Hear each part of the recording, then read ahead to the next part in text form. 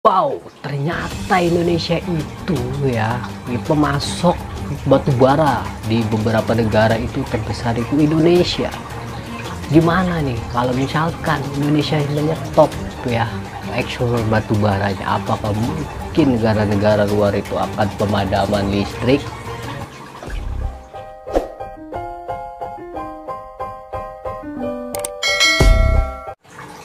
Oke, assalamualaikum warahmatullahi wabarakatuh. Kembali lagi di channel saya Dewa 71. Oke, ini ada berita penting ya guys ya, perlu kalian tahu karena ini sekarang dunia itu sedang geger.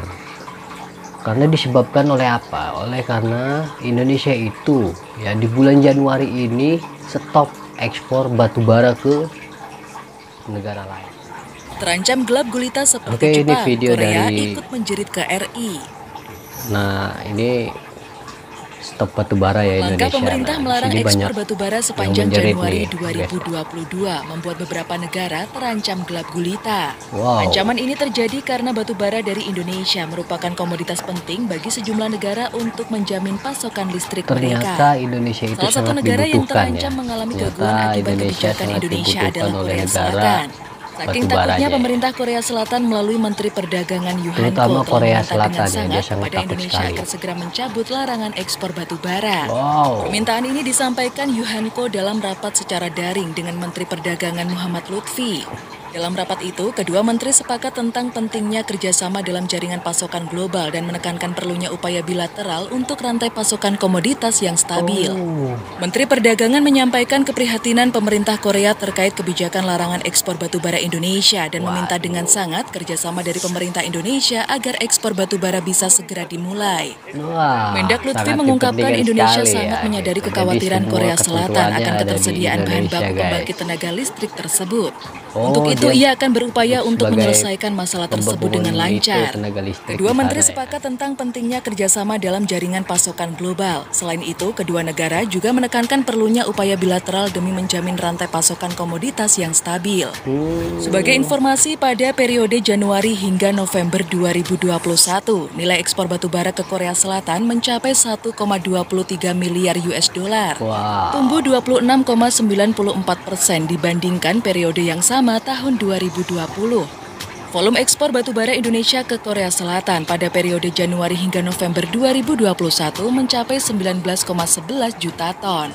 Desakan yang disampaikan negeri ginseng ini terjadi setelah sebelumnya Jepang menyampaikan permintaan serupa ke Indonesia. Melalui surat dari Kedutaan Besar Jepang di Indonesia, pemerintah negeri Sakura ini meminta agar batu bara berkalori tinggi yang biasanya tidak digunakan untuk pembangkit listrik di Indonesia tetap bisa dikirim ke sana. Kenji mengatakan sejak larangan tersebut diberlakukan, beberapa kapal kargo yang telah memuat batu bara tidak bisa berangkat. Padahal industri di Jepang secara reguler mengimpor batu bara untuk memenuhi kebutuhan pembangkit listrik dan manufaktur. Kenji menyebut beberapa pembangkit listrik dan manufaktur Jepang masih mengandalkan pasokan batu bara dari Indonesia sekitar 2 juta ton per bulan. Selama ini Jepang merupakan negara tujuan ekspor batu bara terbesar ketiga Indonesia setelah Cina dan India. Indonesia mengekspor sebesar 26,97 juta ton ke Jepang pada 2020. Jumlah ini terbesar ketiga setelah ekspor ke Cina sebesar 127,79 juta ton dan India 97,51 juta ton.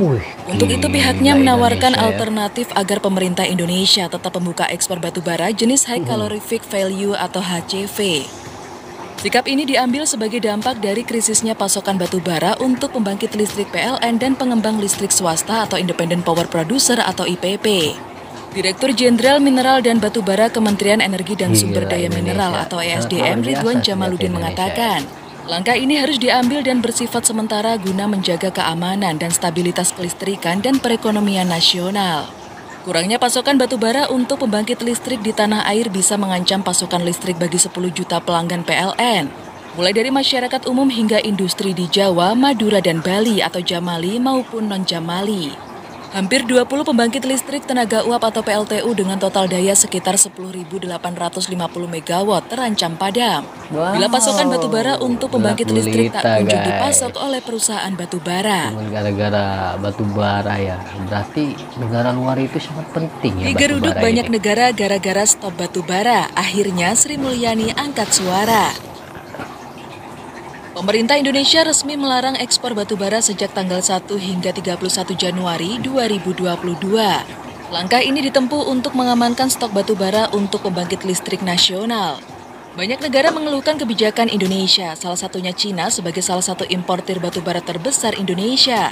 Selain itu, Jepang dan Korea Selatan juga menyatakan protesnya kepada Indonesia.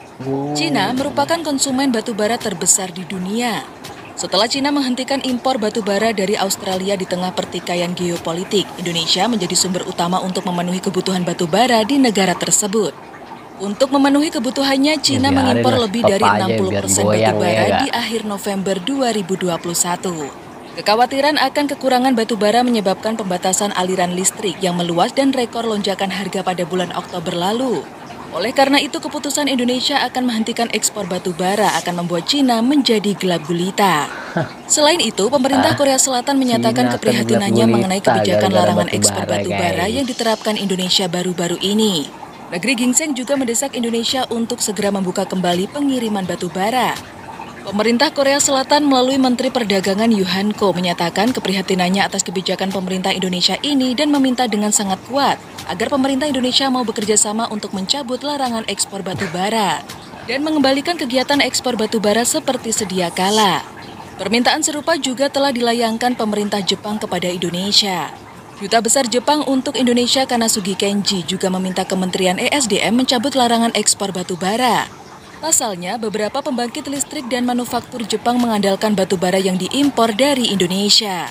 Ia menyebut larangan ekspor batubara berdampak serius terhadap aktivitas perekonomian dan kehidupan sehari-hari masyarakat di Jepang.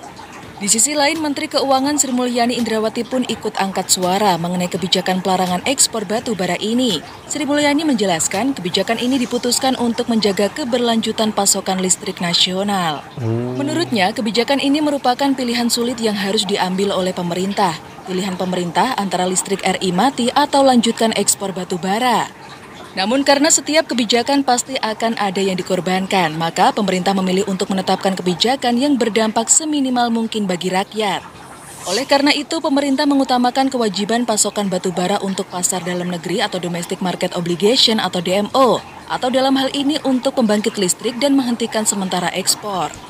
Dia mengakui dengan dipilihnya kebijakan larangan ekspor dan memprioritaskan DMO, memang RI kehilangan momentum peningkatan pendapatan, karena harga batubara juga masih tinggi saat ini. Namun, lagi-lagi kepentingan nasional terutama untuk kebutuhan listrik masyarakat tetap menjadi prioritas pemerintah.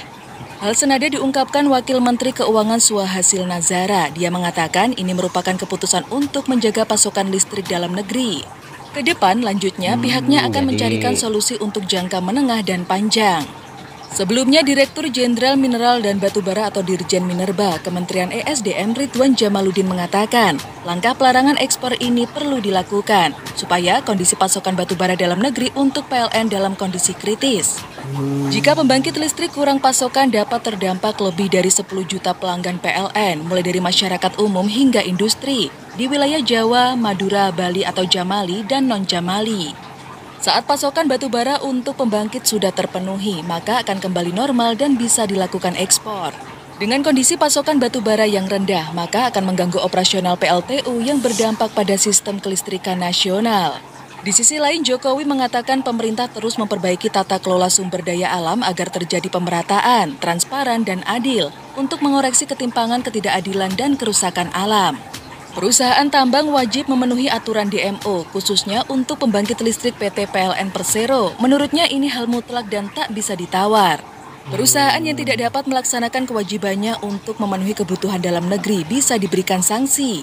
Bila perlu bukan cuma tidak mendapatkan izin ekspor, tapi juga pencabutan izin usahanya.